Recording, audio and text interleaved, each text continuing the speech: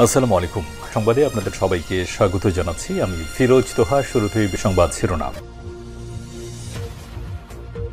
পুরোদমে Iran Israel ভয়াবহ যুদ্ধ চলছে হামলা পাল্টা হামলা। এরই মাঝে যুক্তরাষ্ট্র ইসরায়েলের পক্ষ হয়ে ইরানে ব্যাপক হারে হামলা চালাচ্ছে, আর ইরানকে সমর্থন দিচ্ছে রাশিয়া, চীন, পাকিস্তান সহ বিশ্বের বাঘা বাঘা রাষ্ট্র।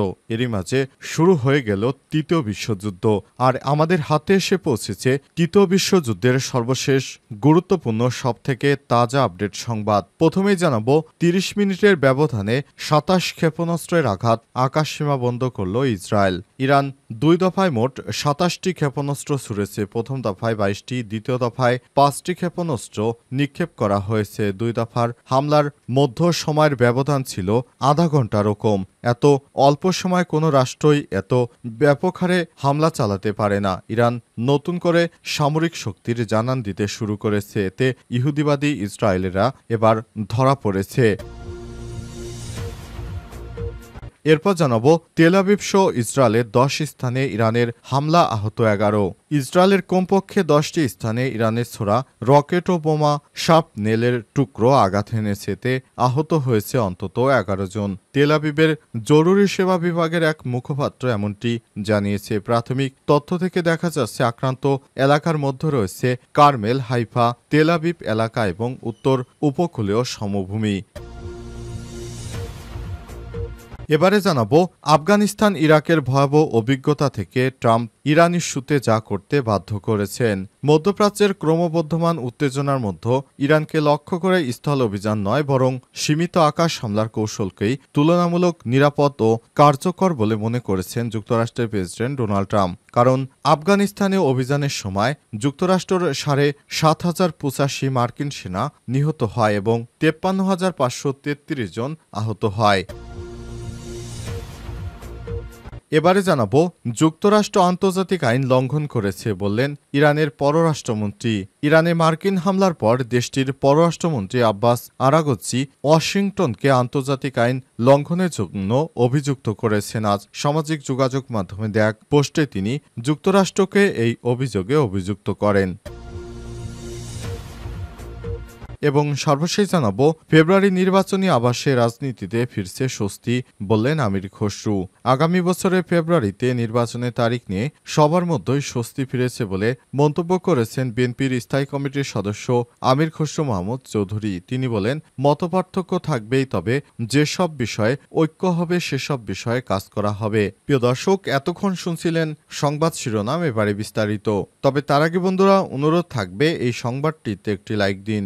এই চ্যানেলে আপনি নতুন হয়ে থাকলে আমাদের সংবাদটি দেখতে দেখতে চ্যানেলটি সাবস্ক্রাইব করে রাখুন। কমেন্ট করে বন্ধুরা আপনার মূল্যবান মতামত জানিয়ে দিন আপনি বিশ্বের কোন দেশ থেকে বা বাংলাদেশের কোন স্থান থেকে আমাদের সংবাদটি দেখছেন এবং শুনছেন। আর বন্ধুরা, ইরান ইসরায়েল যুদ্ধে আপনি কোন দেশকে সমর্থন করেন কমেন্ট করে জানিয়ে দিন। এবারে বিস্তারিত। ৩০ মিনিটের ব্যবধানে ২৭ ক্ষেপণাস্ত্রের আঘাত আকাশসীমা বন্ধ ঘোষণা করল ইসরায়েল। ইরান দুই দফায় মোট ২৭টি ক্ষেপণাস্ত্র ছুড়েছে। প্রথম দফায় ২২টি, দ্বিতীয় দফায় ৫টি ক্ষেপণাস্ত্র নিক্ষেপ করা হয়।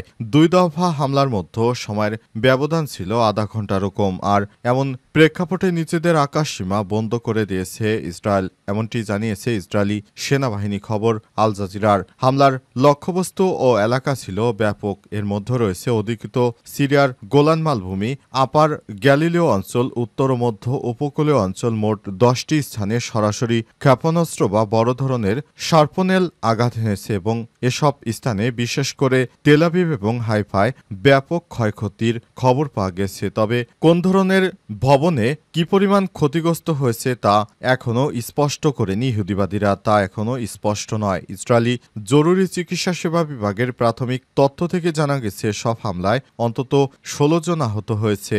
চিকিৎসা কর্মীরা এখনও ক্ষতিগ্রস্ত এলাকাগুলোতে তল্লাশি চালিয়ে যাচ্ছে। ইহুদিবাদী ইসরায়েলেরা এখনও ব্যাপক হারে হামলা চালিয়ে যাচ্ছে। বিশেষজ্ঞদের মতে এত কাছাকাছি সময়ের ব্যবধানে 2 দফা ক্ষেপণাস্ত্র হামলা এটি প্রথম দেখা গেল। সাধারণত এক দফার মধ্যে কয়েক ঘন্টার ব্যবধান থাকে, কিন্তু এবার দুটির ব্যবধান ছিল মাত্র আধা ঘন্টারও কম। এদিকে ইরানে যুক্তরাষ্ট্রের বিমান হামলা নিয়ে প্রেসিডেন্ট ডোনাল্ড ট্রাম্পের তীব্র সমালোচনা করেছে মার্কিন প্রতিনিধি পরিষদের শীর্ষস্থানীয় ডেমোক্র্যাট নেতা হাকিম জেফরিস। তিনি অভিযোগ করেছেন ট্রাম্প দেশের জনগণকে বিভ্রান্ত করছেন এবং মধ্যপ্রাচ্যে যুক্তরাষ্ট্রের সম্ভাব্য বিপজ্জনক যুদ্ধে জড়িয়ে দেওয়ার ঝুঁকি তৈরি হয়েছে। ইহুদিবাদী ইসরায়েলের মতো ইরানেও ব্যাপক ধ্বংসযজ্ঞ চলছে। তেল আবিব সহ ইসরায়েলের 10টি স্থানে ইরানের ব্যাপক আঘাত, আহত 11।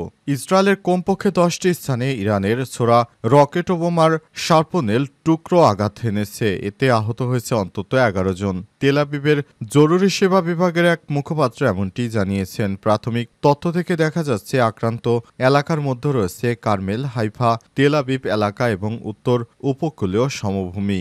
বর্তমানে তারা চিকিৎসাধীন রয়েছে।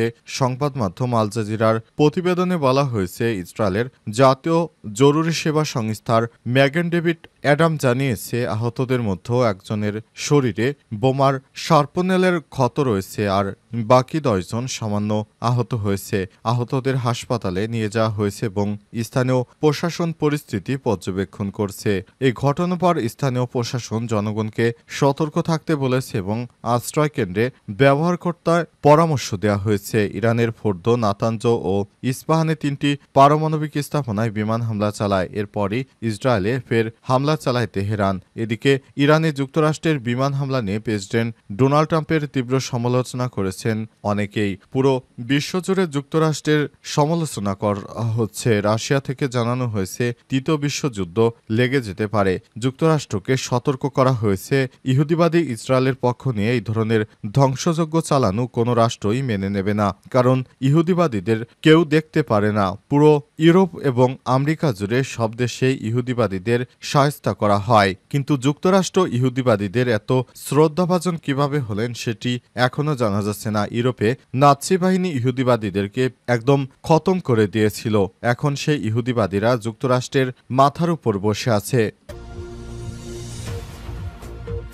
আফগানিস্তান ইরাকের ভয়াবহ অভিজ্ঞতা ট্রাম্পকে ইরান ইস্যুতে যা করতে বাধ্য করেছে।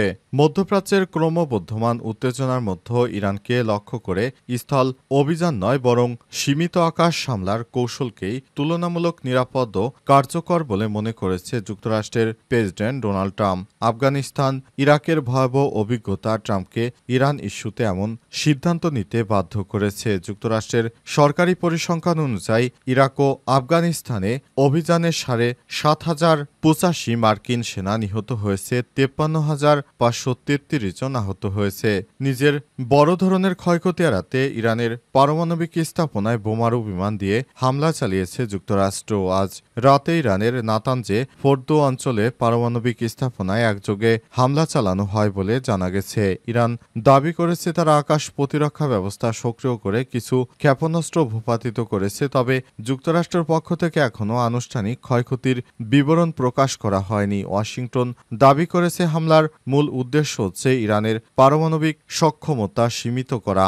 ইহুদিবাদী ইসরায়েলের পক্ষ নিয়ে ডোনাল্ড ট্রাম্প এই হামলা চালিয়েছে। ওয়াশিংটন ভিত্তিক নিরাপত্তা বিশ্লেষক ড্যানিয়েল হফম্যান সংবাদ মাধ্যম সিএনএনকে বলেছেন, ইরান বিশাল ভূখণ্ডের দেশ, সেখানে স্থল অভিযানে যার মানে কয়েক হাজার সেনাকে দীর্ঘমেয়াদে সেখানে মোতায়েন রাখা, যা বিপুল ব্যয় আর রাজনৈতিক বিতর্ক থেকে ডেকে আনবে ডোনাল্ড ট্রাম্পকে। ট্রাম্প এসব থেকে দূরে থাকতে চান। তিনি যুদ্ধ এড়ানোর জন্য ইরানে এই হামলা চালিয়েছেন যে বিমান হামলায় এত দূরে যা খুশি হয়ে যাক, ট্রাম্পের কোনো সমস্যা হবে না। এই কারণে এই সিদ্ধান্ত নিয়েছেন ট্রাম্প। ফেব্রুয়ারির নির্বাচনী আবাসে রাজনীতিতে ফিরেছে স্বস্তি, বললেন আমির খসরু। আগামী বছরের ফেব্রুয়ারিতে নির্বাচনের তারিখ নিয়ে সবার মধ্যেই স্বস্তি ফিরেছে বলে মন্তব্য করেছেন বিএনপির স্থায়ী কমিটির সদস্য আমির খসরু মাহমুদ চৌধুরী। তিনি বলেছেন, মতপার্থক্য থাকতেই পারে, তবে যেসব বিষয় ঐক্য দরকার সেসব বিষয় ঐক্য করে তারপর দেশটাকে পরিচালনা করতে হবে, তা না হলে সারা দেশব্যাপী বিভিন্ন সমস্যা উদিত হবে।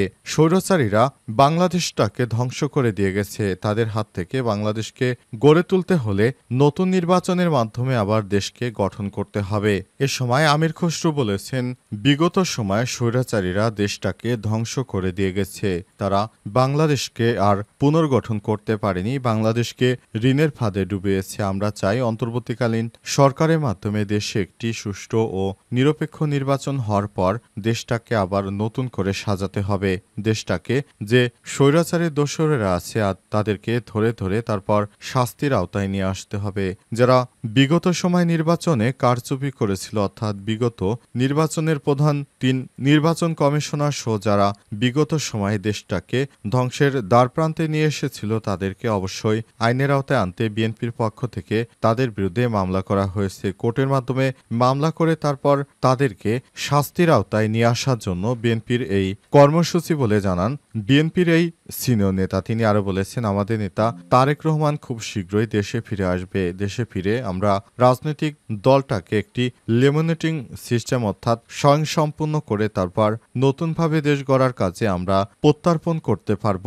আমরা এক একটি রাজনৈতিক দল যেভাবে এগিয়ে যাচ্ছি, আশা করছি আমরা সুন্দর একটি বাংলাদেশ গড়তে পারব, এই প্রত্যাশা করেছেন তিনি আরো বলেন, আমরা চাই বাংলাদেশটা একটি সাম্য ন্যায্যতার দিক দিয়ে অনেক ভালো অবস্থানে যাবে, সেই প্রত্যাশা রয়েছে আমাদের বলে জানান বিএনপির এই সিনিয়র নেতা।